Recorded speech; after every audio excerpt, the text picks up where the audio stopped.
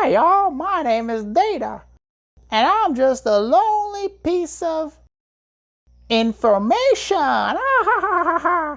Because I'm lonely, I want to travel to the mind and meet up with other kinds of information, but I don't know if I'll ever be able to find my way out. How will I ever be retrieved? I sure like someone else to help me out. Hey, who are you? I'm Associated Idea, and I want to be your friend. I'm like you, but a little different. I'm going to the same place you're going, but I'm getting there by a different path. But you know what's great? Now there will be 2 ways to get into the mind and get out. And if we find more friends, we'll have even more ways to get out of the mind. Oh, that would be wonderful. It would be so hard to get out by myself. I'm so glad you can help me, Associated Idea. But what if I can't find you, or you can't find me? What will I do? Oh, wow! Mama Context! Yes, Data, it's Mama Context, here to remind you, because I'm an elephant, where you came from. And don't you ever forget it. Mom, I'm so scared of getting lost in the mind and never getting out. Don't worry, dear. Anytime the mind comes to me, I'll be able to send all my Associated Idea children to find you. Oh boy, there's just so much more help to get out of here the mind than I realized. I'm so lucky to have Associated Idea and Mama Context to help me out. Mother Context, I'm so relieved when you are reinstated, because I will be retrieved. Associated Idea, you form my dear memory network. You friended me, and together we can spread our activation quickly. No response threshold is too high when we're together. Cueing me, cueing you, to be retrieved. Hi, key terms, theories, and facts. You're not just a piece of information. Ha ha ha ha ha ha ha. You are part of a vast memory network, and when you try to enter the mind, don't do it alone. Make some friends along the way. So when an Associated Idea cues one of you, it will be so much easier to get another one of you out as well. This is called spreading activation. It's when memories are connected through associated links from many processing pathways. The more pathways, the more ways you can get out of the mind when you're needed. Let's go see Mr. Brian and find out more. Ha ha ha ha ha ha. No memory is an island. When you acquire knowledge, you're not just acquiring isolated facts, but are storing an entire situation in your mind. This includes ideas you associate this information with, but also the context in which you learn that information. This is one reason why, in preparing for a test, you should make your study environment similar to your testing environment. Will you be taking that test sitting down? Then it would be best if you studied sitting down. Studying while having the smell of coffee around you, try having a cup of coffee when you're taking the exam, if that's allowed. Each of these situational factors offers a potential cue that can increase the likelihood of recalling information. Those cues prime the retrieval pathways whereby that information can be accessed, just like, as we learned earlier, being exposed to a word will make it more likely to recognize that word later. This is known as the encoding specificity principle, which states that factors associated with learning information help retrieve that information later on. One example of this is known as context-dependent learning. Here, the physical environment can assist retrieval as demonstrated by the example of studying. One well-known study demonstrated this by having two groups, one that studied a list of words on dry land and the other that studied the list submerged underwater in scuba gear. Later on, both groups were asked to recall the list. However, some group members who studied the list on land had to retrieve the words while underwater, while others had to retrieve the words where they originally learned them on land.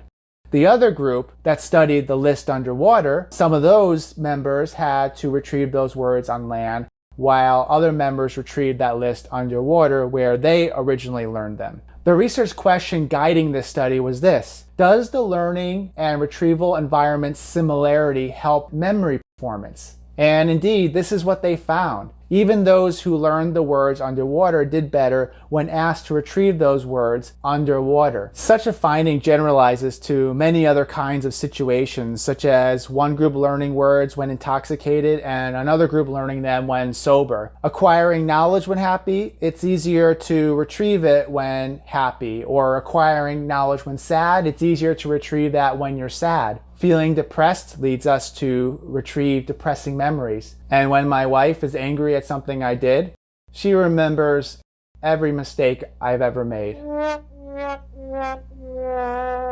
The implications of this finding are much more significant than may initially appear. One of the central tenets in many forms of psychoanalysis is the role of the therapeutic relationship in treatment. It aims to create a situation in which transference may occur. This is where aspects of the therapist, the way they talk, look, or act, activate in the patient specific schemas formed in childhood that lead the client or patient to experience and relate to the psychoanalyst in terms of those schemas. The therapeutic relationship serves as a cue for the mind to retrieve, outside of conscious awareness, a set of stored memories that at some level remind the patient of an earlier experience. Because the patient is not aware of the source of the feelings and thoughts associated with these schemas, they may attribute their cause to the psychoanalyst instead.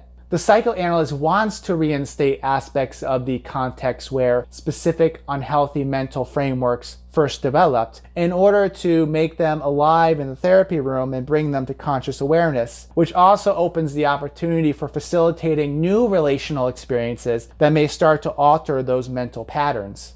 Memory networks are made of nodes, individual pieces of information, which are connected to each other by associative links or processing pathways. When one node is activated, it lowers the response threshold of other nodes connected to them, making them more likely to be retrieved as well. This is known as spreading activation. The more connected these nodes are, the lower the response threshold for one node when another node is activated. This increased ease of retrieval by cueing is called its processing fluency. That is, how easy it is for an associative link to fire. We can have some conscious experience of this when learning material for the first time and noticing how hard it is to retrieve it, but over time and with practice, it becomes more accessible. Fortunately, some controllable factors can influence how quickly this processing fluency develops, such as various forms of elaborative encoding and relational processing.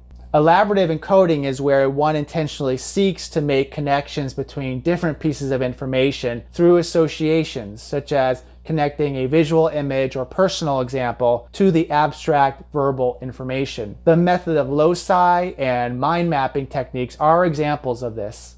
Relational processing involves forming connections between different pieces of information in a systematic, logical manner, such as an outline. Suppose a student spends their time memorizing individual facts. In that case, it becomes a lot harder to recall those facts than if they instead focus on understanding the relationships among those facts, how they relate to each other, how they're ordered hierarchically. For example, it would be helpful to keep in mind that all the concepts we're talking about in this video pertain to memory storage and retrieval. We've focused on the encoding specificity principle and given some examples of it, including context-dependent learning. We then discussed an explanation for the encoding specificity principle through the notion of memory networks, which consist of associative links and informational nodes. Memory networks work through a process of spreading activation. So there's an order to the concepts, with some concepts being more general and some information being more specific. We'll discuss a potentially harmful consequence of this kind of learning and retrieval when cued information comes to mind quickly, but we have no conscious recollection of where we learned it. Who are you? I'm Phosphat. Do you know that the immune shots give you autism? No, I don't think that's right.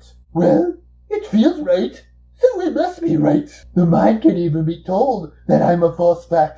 But just because I've been exposed to the mind so many times, the mind likes me and even believes in me, and the mind likes familiar facts. You mean merely by being exposed to the mind, even if the mind is told you're a phosphat, it will let you in anyway? That's not fair. Don't you need help from Mama Context? I have no idea who my mother is or where I came from, and it doesn't really matter. The mind just accepts me the way I am, just because I'm here. Hey, by the way, did you know that sugar makes you hyperactive? Or that people swallow 9 spiders a year? Or that we use only 10% of our brains?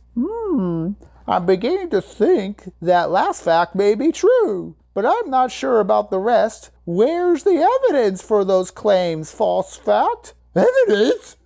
Who needs evidence? It just feels right to say it, so it must be true. Just keep repeating me, and you will believe. Why recall when you can recognize? Why know the source when you can familiarize? No one knows how I got here, but just keep repeating me, and you will believe. Swallow gum, stay 7 years. Caffeine dehydrates you, my dear. And the world is flat, and blind is the bet. No one knows how I got here. Just keep repeating me, and you will believe.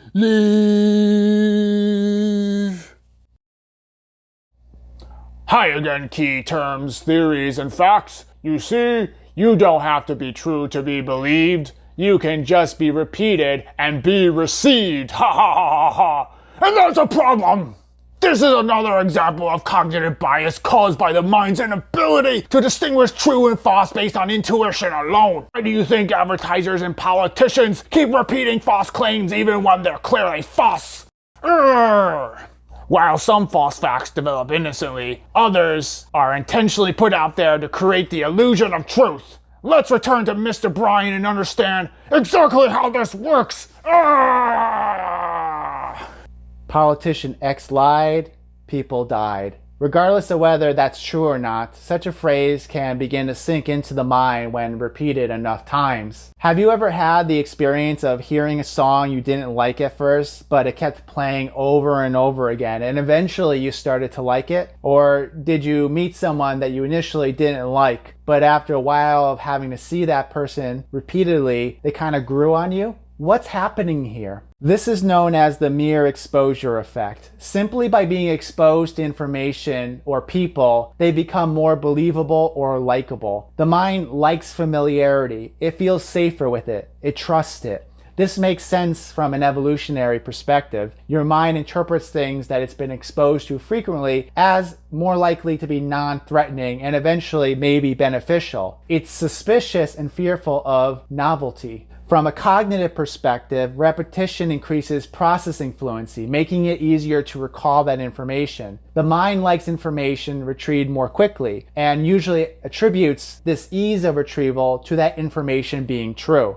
Ordinarily, this is not a problem because the information that you're repeatedly exposed to often is true. You've heard it from teachers, read it in books, or seen it expressed by experts on the news many times. You don't have to think about it twice. Like George Washington was the first president of the US. There are 7 continents, and there are 9 planets in the solar system. That last claim, by the way, is no longer true, even though many of us were taught this in school. Pluto got demoted, and now there are only 8 planets in the solar system. Despite not mattering to our everyday lives, Many people were upset by this change, even though there was a sound scientific justification for it. 9 planets just sounded right to the mind, so it resisted the novel information, especially when it conflicted with what was more familiar. This points to a big problem.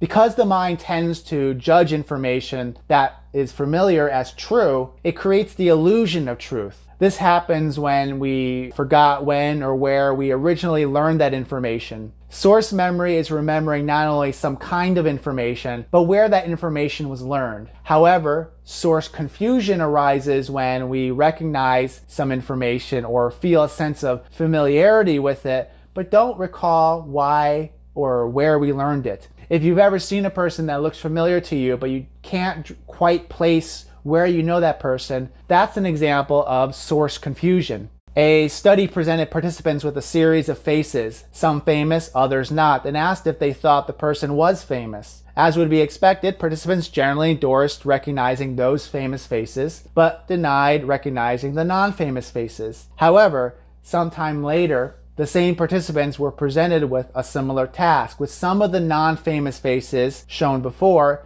mixed in with other faces that were famous, and asked again if they thought the individuals depicted in the images were famous. These same participants were more likely to endorse those non-famous faces as famous if they were exposed to them in the previous trial that occurred weeks before. This kind of false fame results from the mere exposure effect. Having recognition memory without awareness of that memory source makes us more likely to incorrectly identify that memory as true. In another study, participants were presented with a set of so-called facts. Some were true and some were false. Participants were even told that the information was false when presented with false facts. And yet still, a little while later, when presented with those false facts again, participants couldn't recall where they heard those facts, but they sounded familiar to them, and so they wrongly assumed that they were true. While this has always been a problem, it's particularly dangerous today with the rise of social media. Information, false facts can be repeated endlessly through these media sources. Nowadays, some of these social media sites do use fact checkers to identify potentially misleading or false information, and news reporting agencies have done the same for a while. The problem with or limitation of fact checking is that it doesn't seem to matter whether you're told that the fact is false or misleading. The mere fact of having been exposed to that information makes it more believable. And politicians know this very well. It's why they'll persist in stating facts that are blatantly untrue, because they know that simply repeating that information, despite all the fact checking, will, over time, lead the mind to believe it. So what can be done to prevent this from happening? There's no easy answers, especially in a context where the best positioned to assess the truth of some claim, experts, are today looked upon with suspicion and often placed on equal footing with uninformed or even deceptive politicians, actors, or other social commentators. This points toward another cognitive bias called the halo effect, whereby someone famous, successful, or knowledgeable in one area is considered to be more believable when making claims about any other area, no matter whether it's relevant to their background and expertise. To the degree that one is willing to accept the fact that there are experts who, though potentially wrong, are more likely to be right than anyone else on the subject matter, it's crucial to be cautious of what you expose your mind to. You need to treat your mind like your stomach, and information like consuming food and other substances. When you first drink alcohol, it can feel and taste unpleasant, but after a while, you stop noticing the negative consequences on your body, and you can even begin to enjoy the taste. Now, some alcohol or sugary foods are likely not to be a problem, just like the occasional exposure to information on social media sites will not necessarily fill you with a bunch of false facts. The problem, however, is that many people get much more of their information from these social media sites and don't counterbalance this with more reputable sources. It's important to have a balanced meal, and it's important to consume healthy foods, even if they're bland and unappealing sometimes. And it's important to consume information from more reliable sources, even if doing so requires tolerating the greater mental effort and perhaps even boredom that comes with it, especially when true facts are more nuanced and less sensationalized than their false fact counterparts. When I look back at my childhood, I see my life, my experiences through adult eyes. And what do I see? Well, it sort of terrifies me. Like that time as a baby when I didn't want my binky, or when I was made to wear that Halloween costume I hated. All the times being bored in school. There were good times though, like friendships I had, and that time I flew on an eagle. Oh, you didn't know I grew up in Hogwarts? And then there was adolescence and feelings of existential dread. But over time, I grew more and more confused, to the point that now I don't know if any of those memories are real or just reconstructions based on present-day schemas.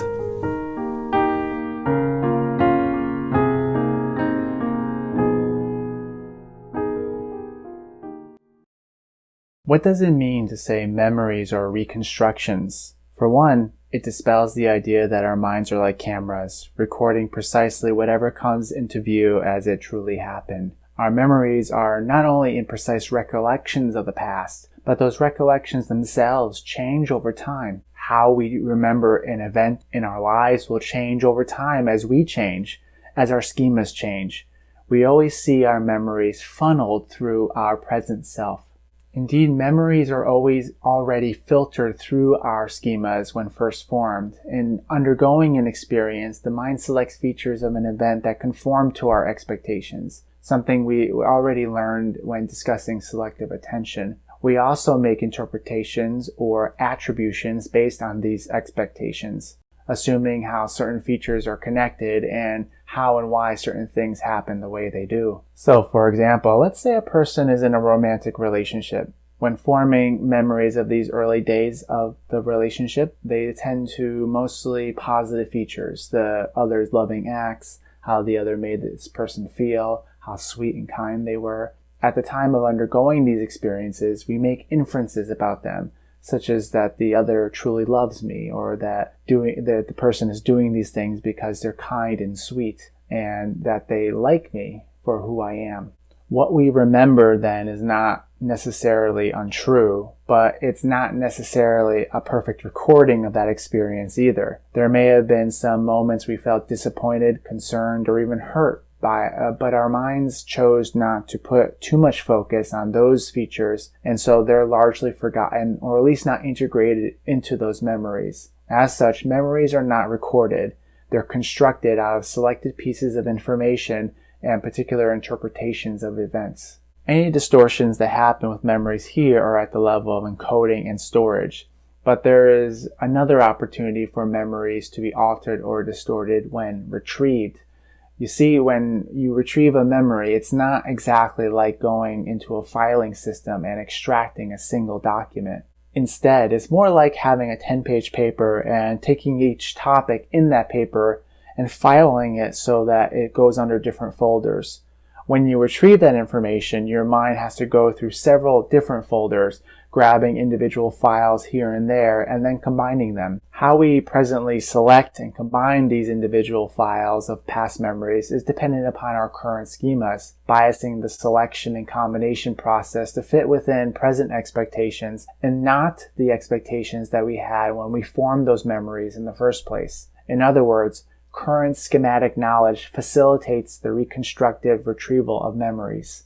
It does this in several ways, such as dropping or shortening some features as well as embellishing and emphasizing others, along with reinterpreting the meaning of those features that we do recall. Let's return to our previous example of a romantic relationship. Let's say that relationship moves past its honeymoon phase and subsequently other hurtful or destructive characteristics and behaviors begin to be expressed by one's partner. These new experiences begin to alter one's schematic knowledge about the other person, moving from an understanding of them as kind, loving, and fun to someone who is mean, aggressive, and manipulative. When this happens, not only do our schemas begin to change, but as a result of this, so do our early memories of this relationship. Rather than recall those memories the way we initially encoded them, we begin to reconstruct them to fit our present-day understanding.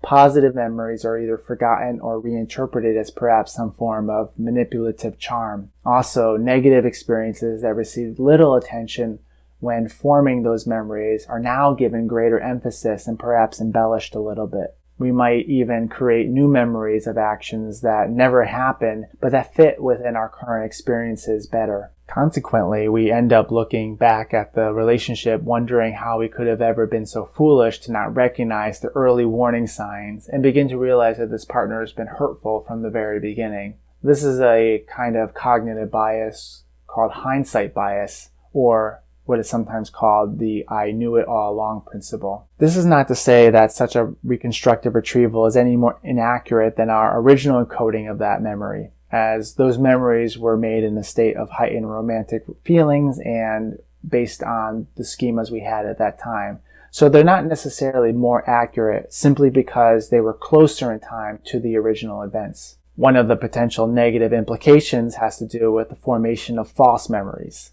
False memories are like false facts, but the term false memory is usually applied to autobiographical memories rather than to general semantic knowledge. False memories include inaccurately remembering certain experiences or even having memories of events that simply never happened, even though we're sure that they did. This is particularly problematic when it comes to eyewitness testimony, which is the top reason why wrongful convictions happen in the first place. Eyewitnesses are often deemed highly reliable since they had a direct encounter with the alleged crimes of the defendant. However, and hopefully this is clear by what we've covered before, that it's not necessarily the case. First, eyewitnesses are susceptible to the same attentional biases we all are. Our schemas and emotions at the time of the event lead to distortions of our encoding and storage of that event. This is further compounded when there are racial differences between eyewitnesses and alleged perpetrators.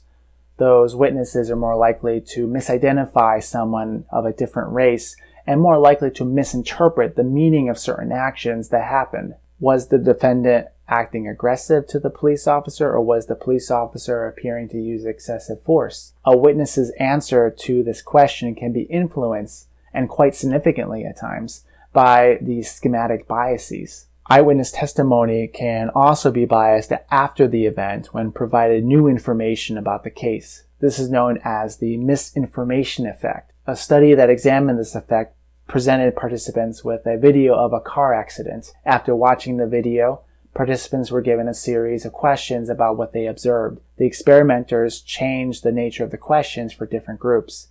So they might have asked how fast the car was going when it hit the other car, or asked how fast the car was going when it smashed the other car. The change of wording produced different responses in the participants. Their memories could be further misinformed by being told that whether there was a stop sign when in fact there was a yield sign. It is for this reason eyewitnesses may be required not to speak to one another, not read or watch media about the case, and lawyers are not allowed to ask leading questions during court proceedings.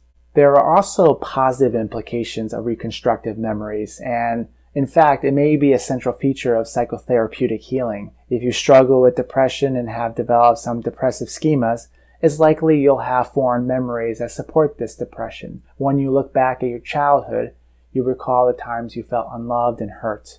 You remember the embarrassing things that happened to you or that you did. You feel tremendous shame about yourself in light of these memories. Psychotherapy provides a space for re-examining your past and present to open the possibility of emphasizing and reinterpreting your experiences.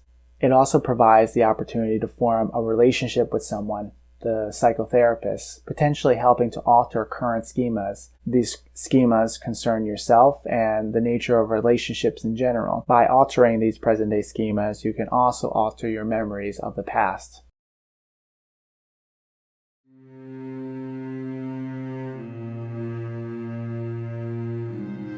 Well, it happened again. I got lost in the mine.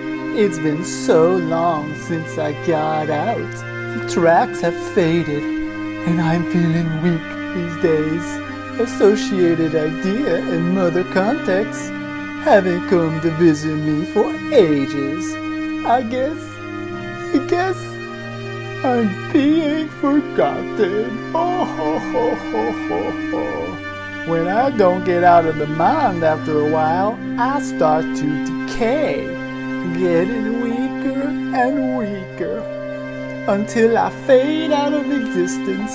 Oh, what will I ever do? Oh, who are you? I'm Professor Retrieval, here to remind you that you are not decaying. You see, when new memories are entering the mind, they sometimes make it more difficult for old memories to get out. It's called interference. Interference? What does that mean? When you form a memory like what you ate for breakfast, and then you have 20 more breakfasts, that breakfast 20 days ago becomes more and more difficult to retrieve. It's like there are too many of you, and you're all getting in each other's way. Well, why do some memories seem to never be forgotten? It's because some memories are special, and I guess you're not special anymore, Data. Oh, that doesn't feel very good. I used to be special. The mind used to call me for all sorts of things. Research meetings, exams, and social gatherings. But then the mind had to go and bring in all that new data to replace me. Now I'm lost, and I'll never find my way out. You're thinking about this all wrong. Remember, no memory is an island. Just because you're specifically not being remembered doesn't mean you're not still having an impact. Really? Whatever do you mean? All those other memories being added are now building off of older memories like you, setting up paths for later generations of memories. Every new memory has a piece of you in them. Wow, I feel so special now. Oh no. Hello. The mind never forgets me. Hey, did you know that your head loses more heat than the rest of your body? And that goldfish only have 5-second memory? And if you touch a baby bird, the parents will abandon it? Wait here, Data. It looks like I've got to engage in some good old-fashioned Freudian repression. Ha ha ha ha ha! I'll be right back. And it's just imagination of the mind.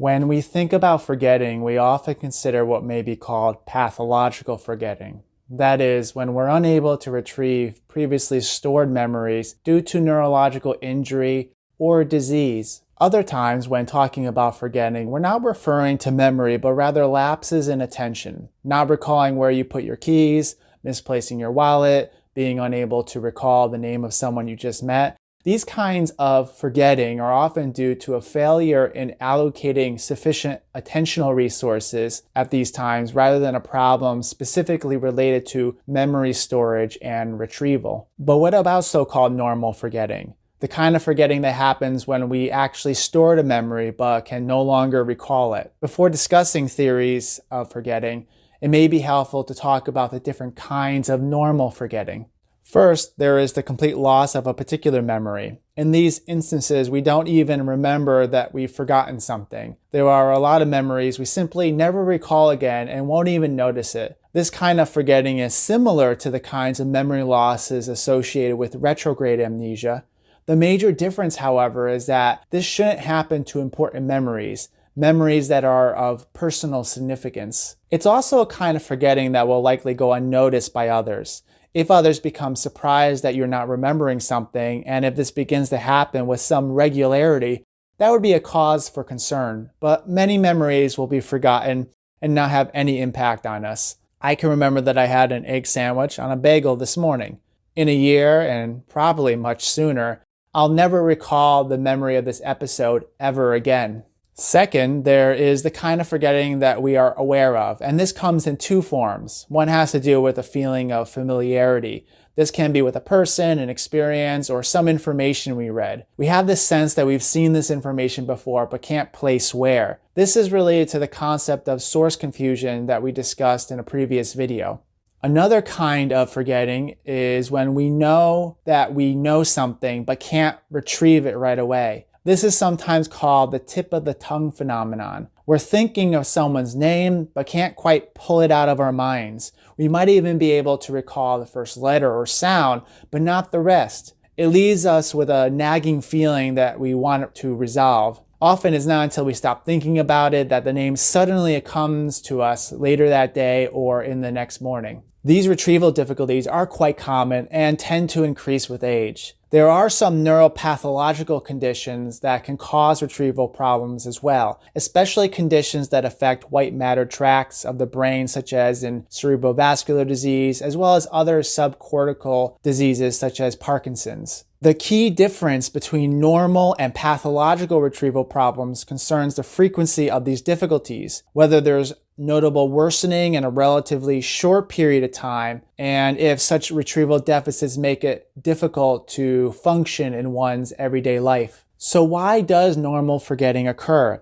Different theories have been proposed, each of which might help explain each kind of forgetting that we've previously described. The decay theory of forgetting proposes that memories fade with the passage of time. If you don't use it, you lose it. The greatest amount of decay likely happens right after you form such a memory, since such memories remain fragile and more susceptible to disruption. Following the initial period of decay, the rate of memory loss decreases. This is known as the Ebbinghaus forgetting curve, which looks something like this. As you can see, there is a precipitous drop-off of retained information immediately following exposure to that information, but as time goes on, we tend to forget less and less until the curve begins to flatten and we're left with the information that we'll likely hold on to for a long period of time. Why does decay happen? Perhaps the best explanation has to do with the fact that connections among brain cells begin to weaken when not used. The information of new memories involves a process called long-term potentiation, whereby patterns of synaptic activity produce lasting signal transmissions between neurons. This is a kind of plasticity whereby the brain rewires itself in acquiring new memories. Such a process is facilitated by the brain structure called the hippocampus.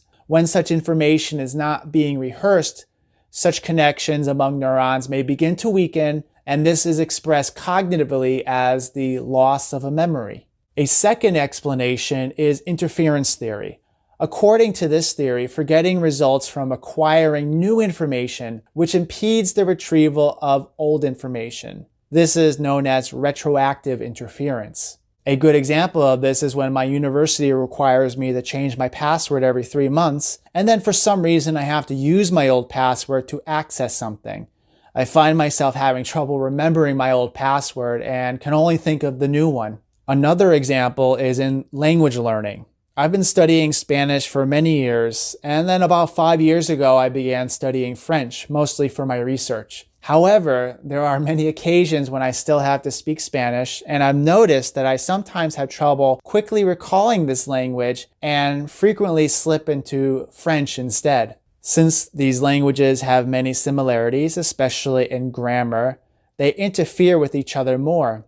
Because memories are connected to each other through complex networks, being presented with one thought is likely to cause other detectors to fire. There is also the primacy effect. Information I'm more recently exposed to is likely to fire quicker. So I've been exposed to French more recently. If I'm trying to express myself in Spanish, those connected and primed French detectors are more likely to be retrieved and can make it difficult to access specific information that I'm looking for, namely the Spanish words.